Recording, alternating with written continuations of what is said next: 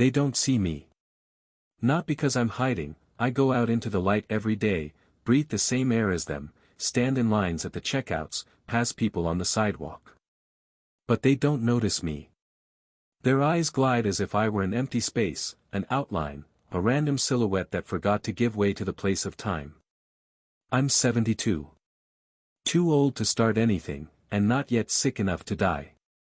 I live on the edge of town, in a house that remembers more than those who grew up in it.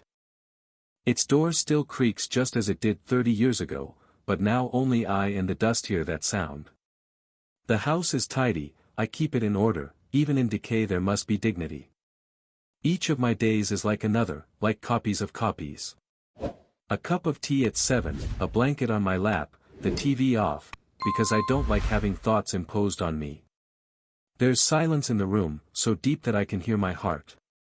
It beats like a metronome, reminding me, I'm still here. The children. They are there. They are doing well. High positions, new cars, vacations abroad. And not a single call, except for the rare ones where they ask, are you still holding on? Not, how are you, not, what are you feeling? Just, are you still holding on? The grandchildren come in once a year to quickly say, hello, throw the obligatory, thanks for the envelope, and escape back into their world. For them, I am something between a duty and a shadow. In the store, the cashier speaks to me in a voice usually addressed to children or the insane, slowly, condescendingly. In the hospital, the nurse sighs when she sees my name on the list, this one again. And I notice the doctor putting down his pen with relief when I say, thank you, I can handle it myself. They think I'm broken. But I'm not broken. I'm waiting. Once I was a storm. I was a voice that silenced rooms. Mayors, prosecutors, bank directors knew me. I decided people's fates with a single look. And this is not boasting. This is a fact. Now they've forgotten. They think that old age erases memory. But they're wrong. In old age, memory becomes a mirror. Sharp, truthful, dangerous. And I see in this mirror who has become who. Who has forgotten. Who has betrayed. I was silent. For a long time. Because I thought, I will forgive. But something is starting to grow in me. Not anger, no.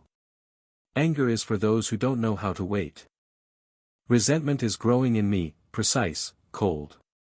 She doesn't scream. She counts. And I write. Day by day. In a little black notebook where every name is like a nail. I don't want death. I want them to see themselves. They didn't destroy me. They awakened me. I wasn't always a shadow. Once my voice echoed in offices that smelled of fresh coffee, leather briefcases, and old maps. There were no random people in those halls, only those who decided what tomorrow would be like. And I was among them. Not because I had money. But because I had a backbone. I was 30 when I opened my first office. In a rented space with peeling walls, without a telephone, without influential connections.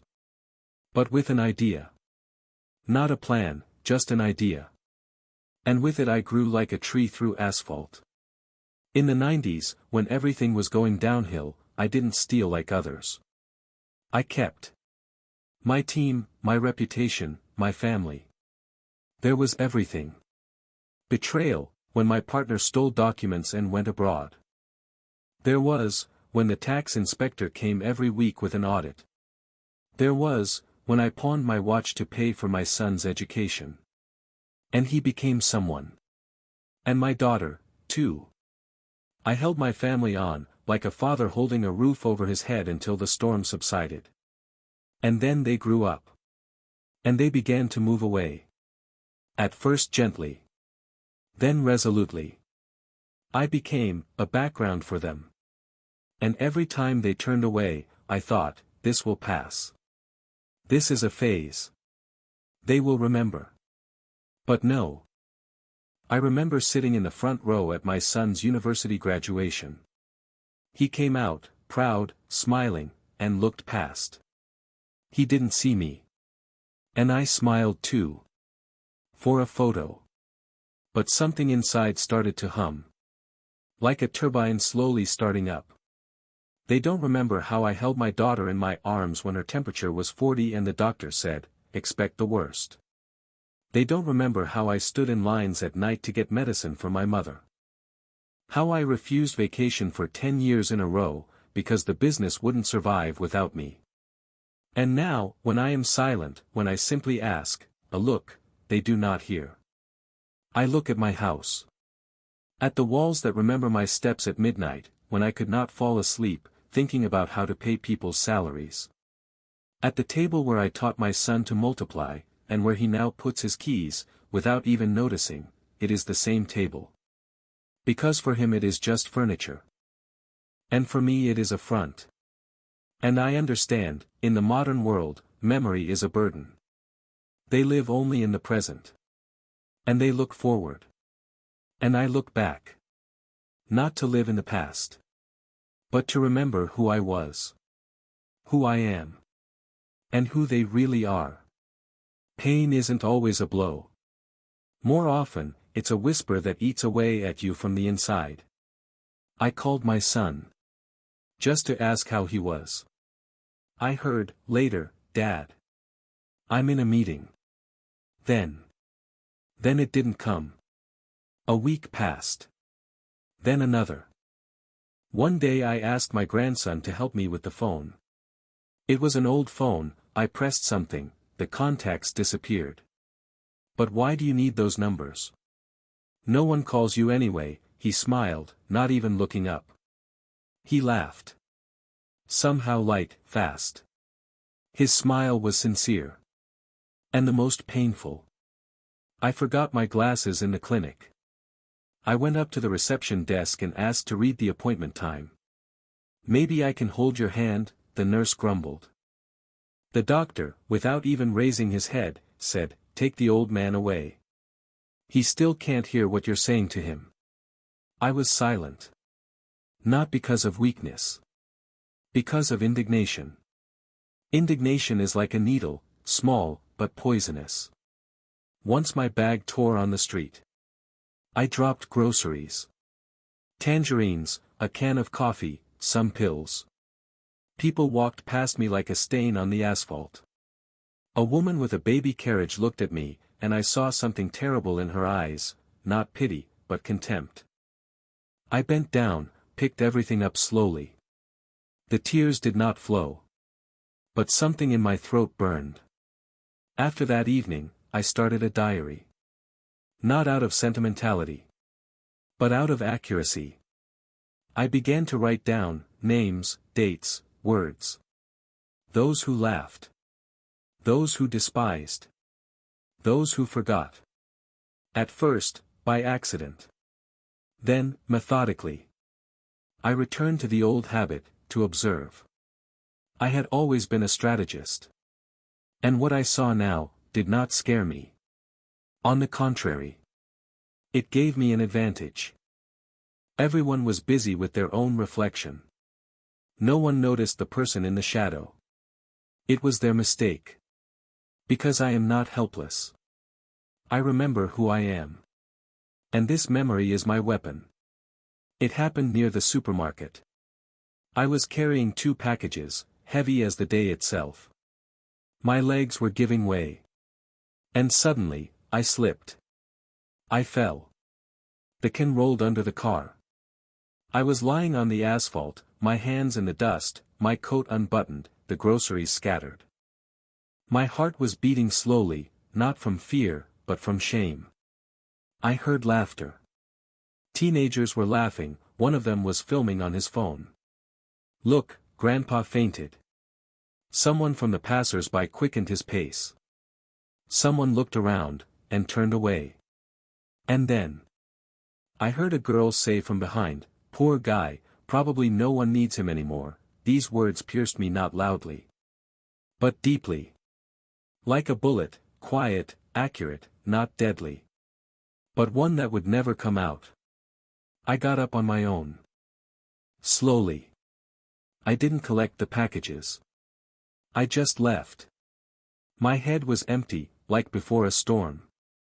But it wasn't rage. Not pain. Not a desire to prove. It was activation. At home, I opened an old safe.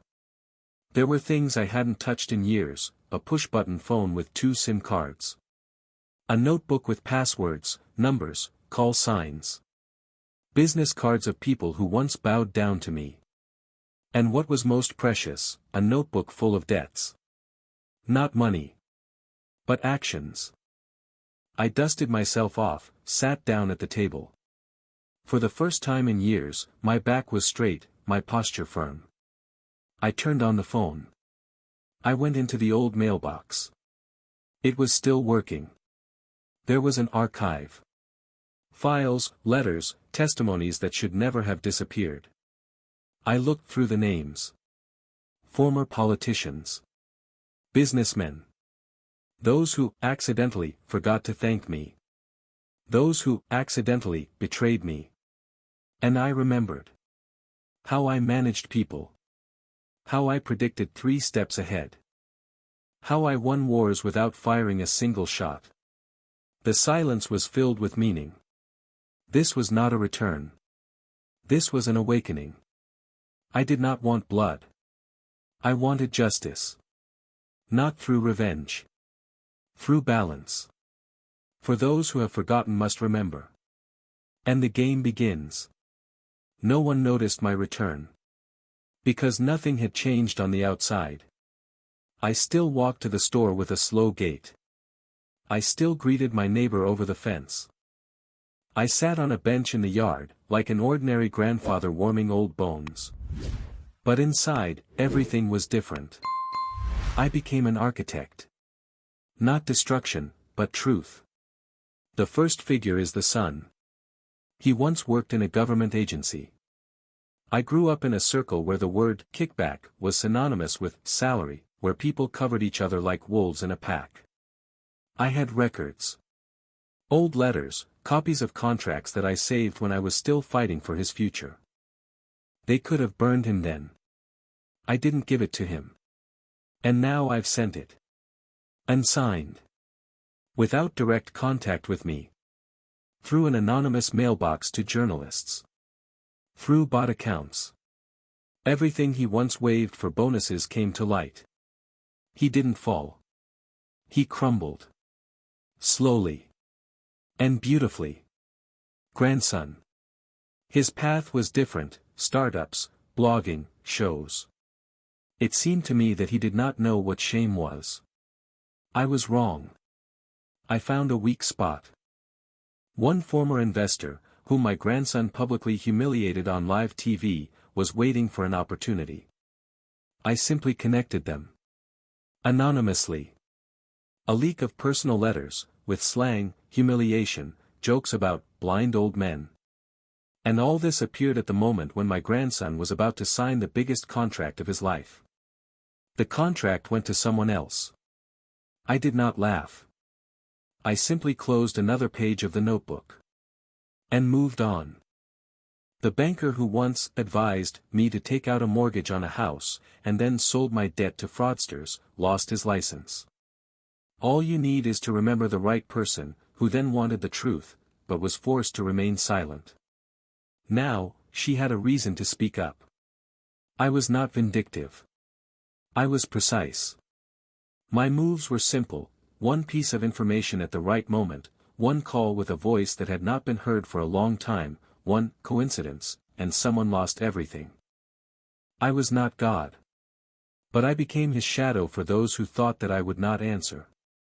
They did not recognize me. But they felt me. Smiles began to fade in the houses. In the calls, a pause appeared before the words.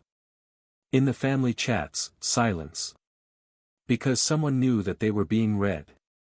But I was silent. I did not demand repentance. Because that is too much honor. I wanted only one thing, for each of them to see who they really are when the light is gone. And I turned off the light. I didn't expect an apology. And even more so, I didn't expect gratitude.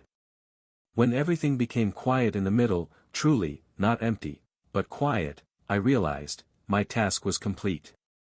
I hadn't destroyed anyone. I had simply removed the wrappings. I had taken away the right to hide behind circumstances, coincidence, youth. They had to look at themselves. I was sitting in my chair. Under a blanket. With the same cup of tea, already cool. It was raining outside. The TV, as always, was silent. But there was something different in the air. Like expectation. A call. 1, 2, 3. Dad, how are you? Can we stop by? Is everything okay? They began to arrive. First, the daughter. With flowers, awkwardly, like a schoolgirl who had forgotten a poem. Then the son, without a phone in his hands, with a look that couldn't find its place. And, finally, the grandson. He stood silently, looking at me for the first time truly. There was no remorse in his eyes. But fear. Respect had yet to be earned. But fear was already there. We sat at the table. For the first time in many years. We didn't have dinner. We didn't talk. We just sat. And I was silent. Because everything that needed to be said had already happened. My look was a confession without a confession. A blow without a gesture. A presence that could no longer be ignored. No one asked if it was me. No one said anything. Because everyone knew. And everyone was afraid to find out for sure. Before going to bed, I opened my diary. For the last time. The entry was short. Revenge is not the answer. It is a mirror. Old age is not a shadow, but a tower. From it you can see everything. And everyone. I closed the notebook. The room was quiet.